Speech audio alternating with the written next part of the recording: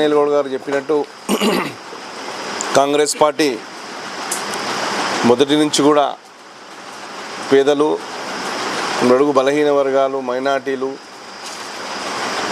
మరి ఎస్సీ ఎస్టీల సంక్షేమం కోసం వాళ్ళ అభివృద్ధి కొరకు మొదటి నుంచి కూడా పోరాడుతుంది.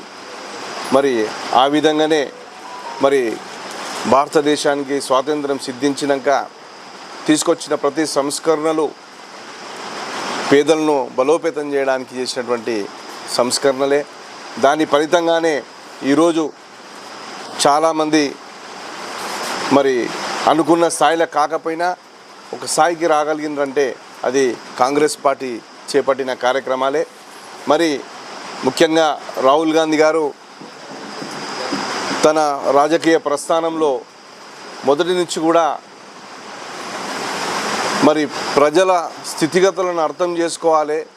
మరి భారతదేశంలో ఉన్న ప్రజలు ఏ విధంగా జీవిస్తున్నారు, నిజంగానే మన పూర్వీకులు మన ఇంతకుముందు స్వాతంత్రం సిద్ధించినాక మరి పాలించిన నాయకులు ఏ సంస్కరణలు అయితే తెచ్చిర్రో మరి ఆ సంస్కరణలన్నీ నిజంగానే పేదలకు చేరినాయా లేదా, మరి నిజంగా పేదలు సంతోషంగా ఉన్నారా లేదా అనే ఆలోచనతోనే భారతదేశంలో ఉన్నటువంటి ప్రజల స్థితిగతులను తెలుసుకోవడానికే కాశ్మీర్ నుంచి కన్యాకుమారి వరకు మరి భారత్ జోడో యాత్ర చేపట్టారు.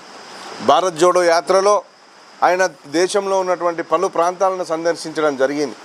సందర్శించినప్పుడు ఆయనకు ప్రస్ఫుటంగా కనిపించిన అంశాలను ఆయన బహిరంగంగానే చెప్పడం జరిగింది. మరి 10 సంవత్సరాల నుంచి పాలిస్తున్నటువంటి బీజేపీ పాలనను ఆయన చాలా మంది ప్రశ్నలను ఎక్కుపెట్టిండు. మరి ఇంత ప్రజాస్వామ్యయుతంగా మీరు ఎన్నికల్లో గెలిచారు బీజేపీ వాళ్ళు, మరి పేదలుగానే ఎందుకు ఉండిపోతున్నారు, మరి మీ ఆలోచనలన్నీ పేదల పట్ల ఎందుకు ఉండట్లేదు అని ఆలోచన చేసి ఈ భారత్ జోడో యాత్రలో ఆయన గ్రహించినటువంటి విషయాలన్నింటినీ కూడా ప్రజలకు బహిర్గతం చేసిండు. దాంట్లో నుంచి పుట్టినయే ఆలోచనలన్నింటిలో నుంచి వచ్చినాయే ఈరోజు కులగణన చెయ్యాలి దేశవ్యాప్తంగా అని ఆయన నినాదం లేపిండి. ఈరోజు మొట్టమొదటిసారిగా మీకు తెలుసు 70-80 సంవత్సరాల స్వాతంత్రం సిద్ధించడంగా ఎంతోమంది నాయకులు పరిపాలించి ఎంతోమంది నాయకులు ఈ రాజకీయ చిత్రపటంలో ఉన్నారు.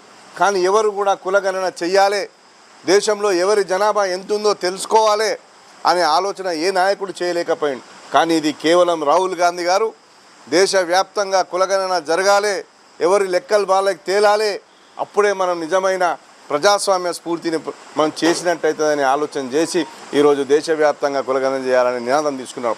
మరి ఆయన ఆలోచనకు అనుగుణంగానే మన ముఖ్యమంత్రి ప్రజాపాలన ప్రభుత్వం